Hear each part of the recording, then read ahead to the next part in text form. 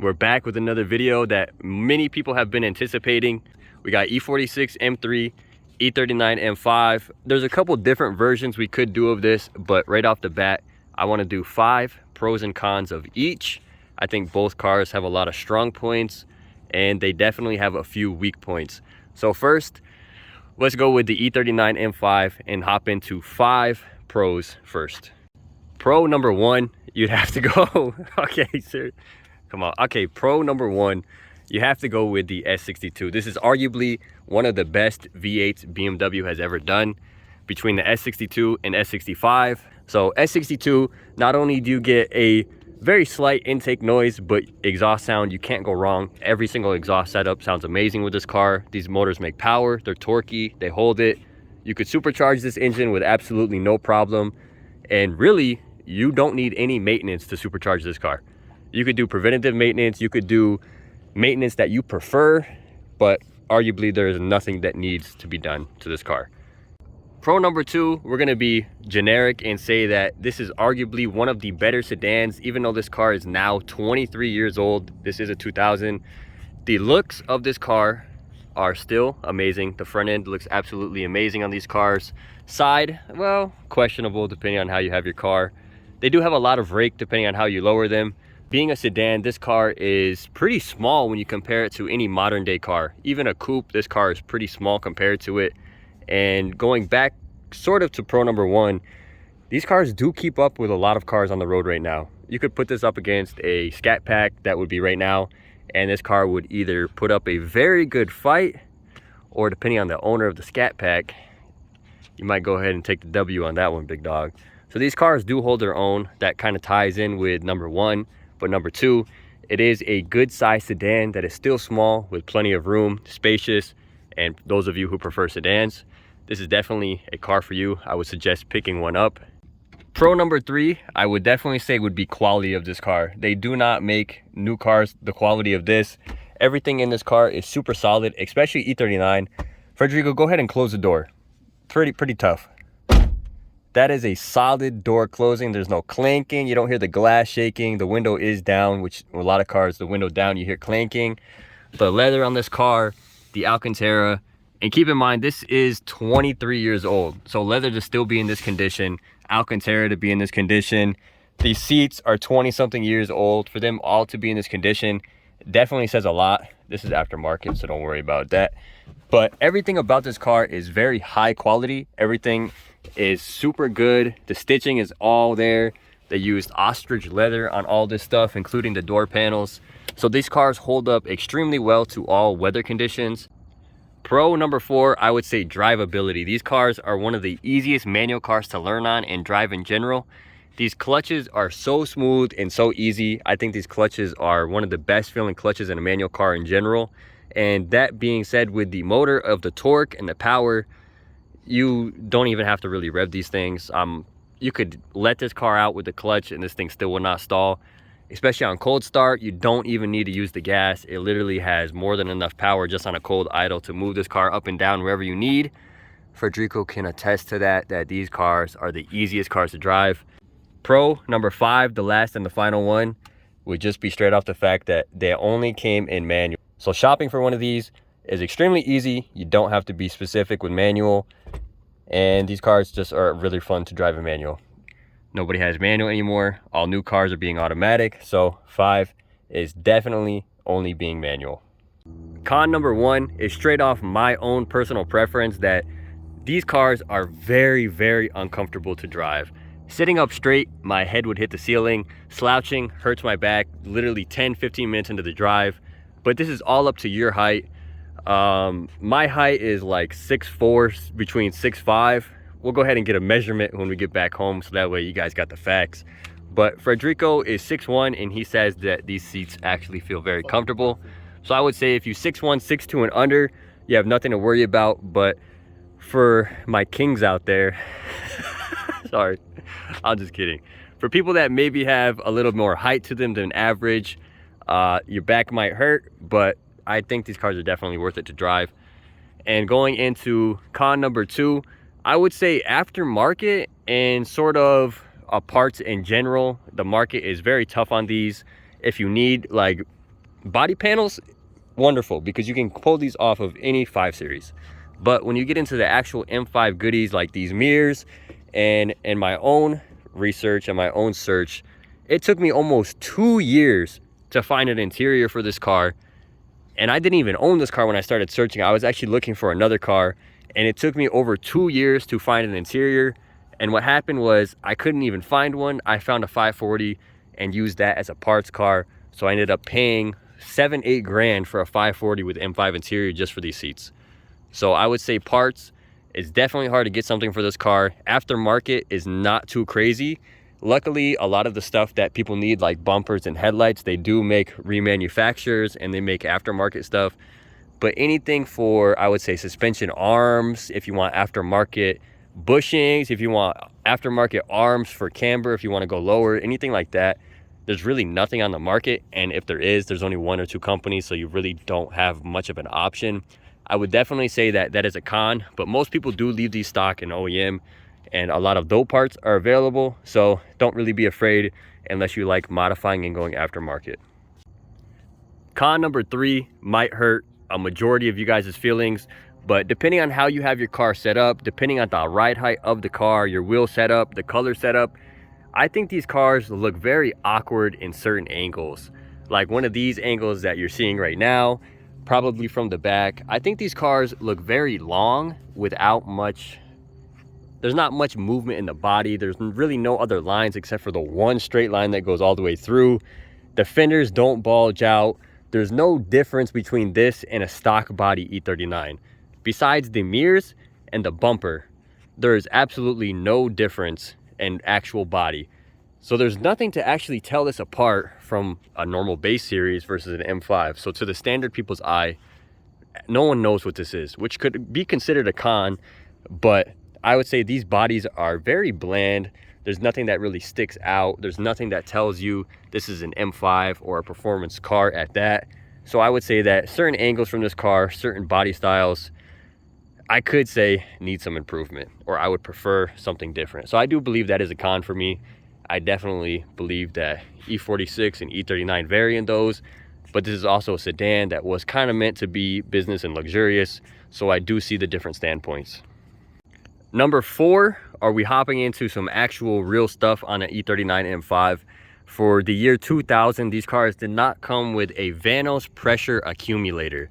So when you start your car, a lot of people confuse it with timing chain guides and timing chain tensioner. It makes a very loud knocking noise for the first 5-10 seconds when you start your car and then goes away immediately. It's because there is no pressure built up in the Vanos. And me personally, there's nothing wrong with the car. There's nothing wrong with performance. It does not hurt the engine, but it's just so annoying to listen to your car start up, knocking and clanging for the first couple seconds, and makes you think something is wrong with the car even when there's not. So me, that is definitely a con with the year 2000, but luckily if you have a 2001 to 2003, there is no issue, and a lot of people retrofitted them when they were still available, but they're not anymore. So unless you have a parts car or a parts engine, which would be very tough to find, you cannot retrofit them anymore. So that is definitely a con for me. I wish my car did not have that problem. Number 5 would be everyone's probably biggest con with these cars would be oil consumption.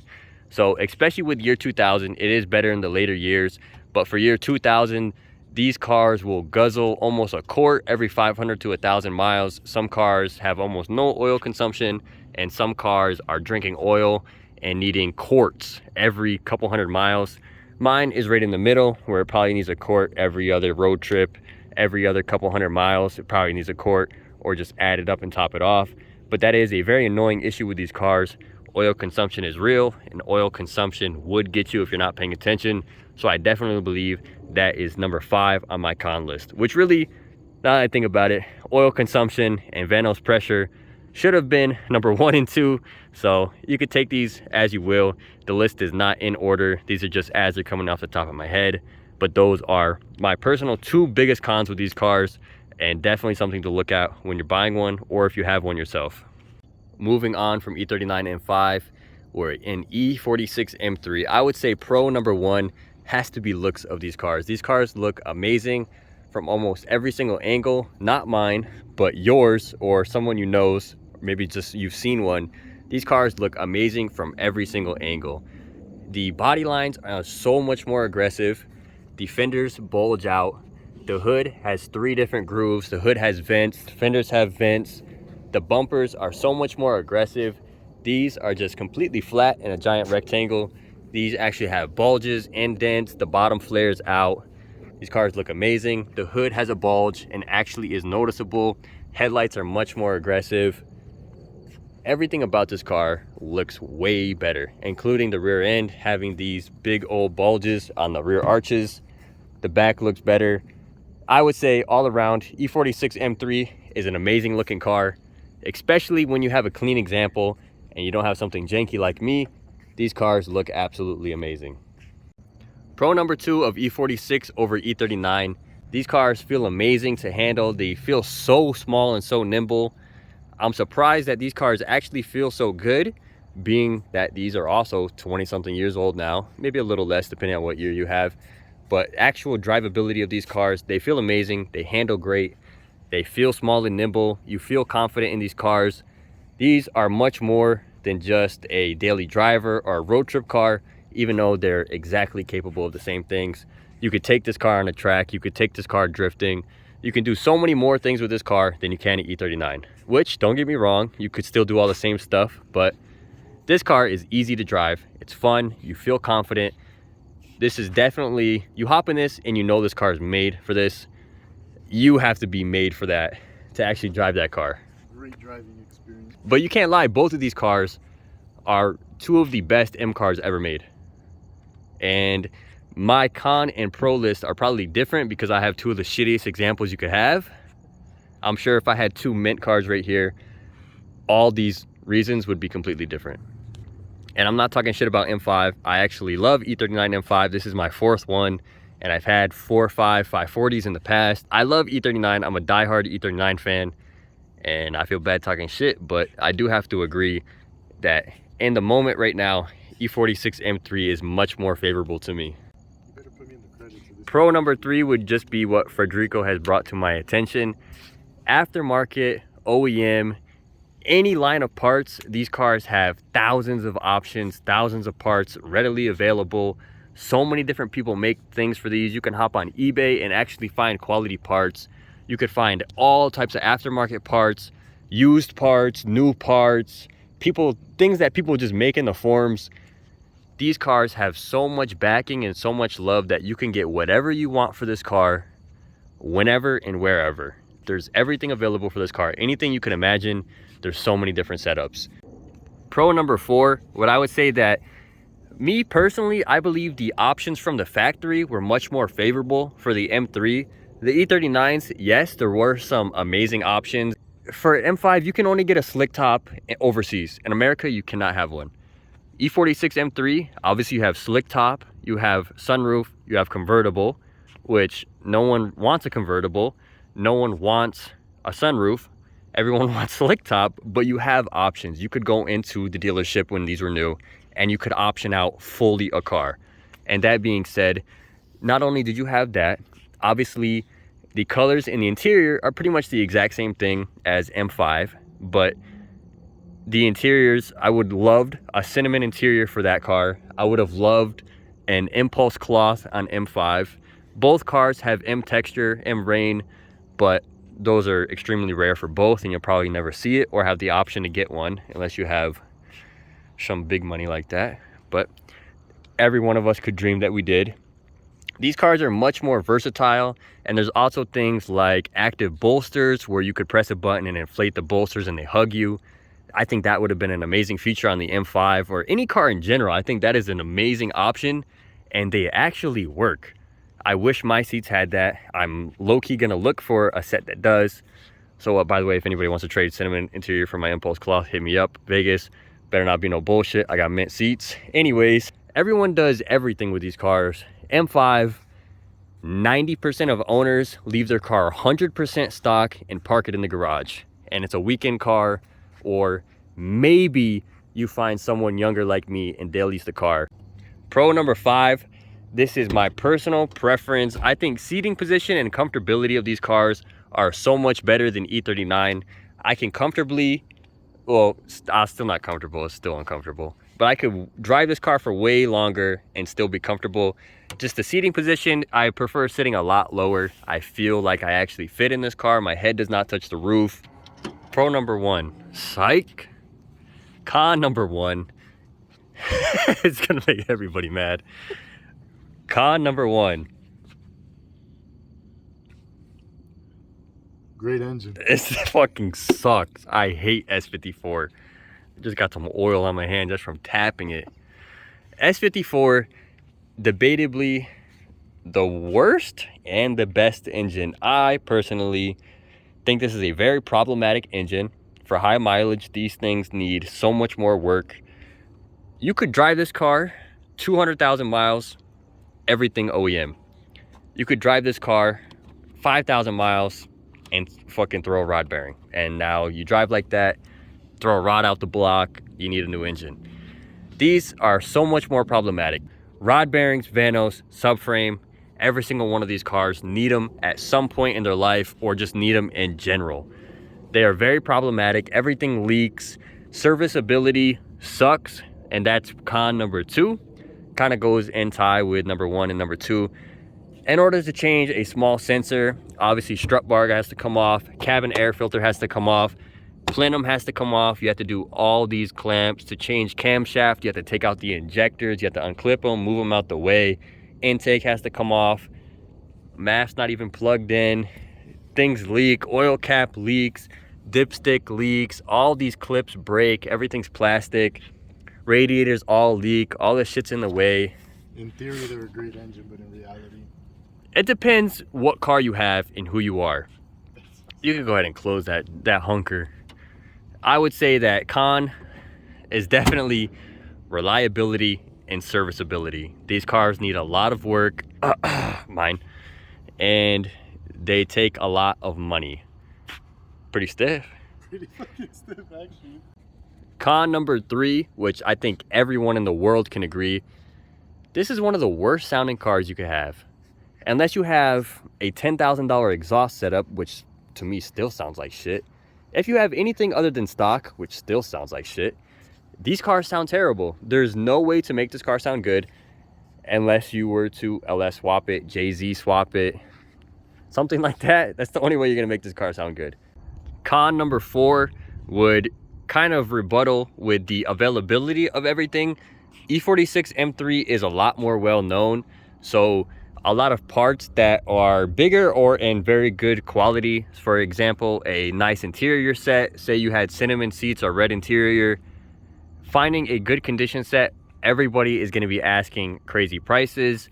Even cars that are in very poor examples like mine right here, people are going to be asking a crazy amount for these cars. A lot of M5s you can actually find pretty reasonable when they're in rough shape, but E46s, when they're in rough shape, people still ask crazy prices.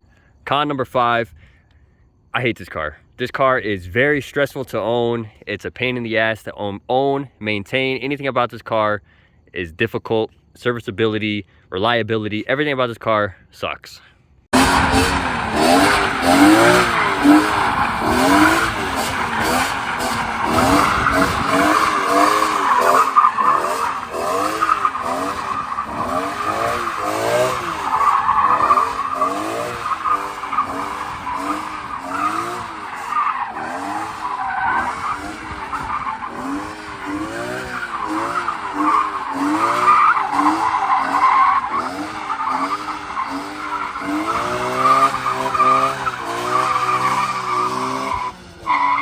Okay, both cars are safe and sound home. Me and Frederico are safe and sound. I'm surprised the M3 is safe and sound home. That's about it for this video. M3 is my choice of car. Up to you to decide which one you prefer. Let me know in the comments if you prefer E39 M5 or E46 M3, and let me know why. But that's about it for this video. I appreciate you guys for watching. Stay tuned, like, comment, subscribe, and we'll be back to you soon. Later.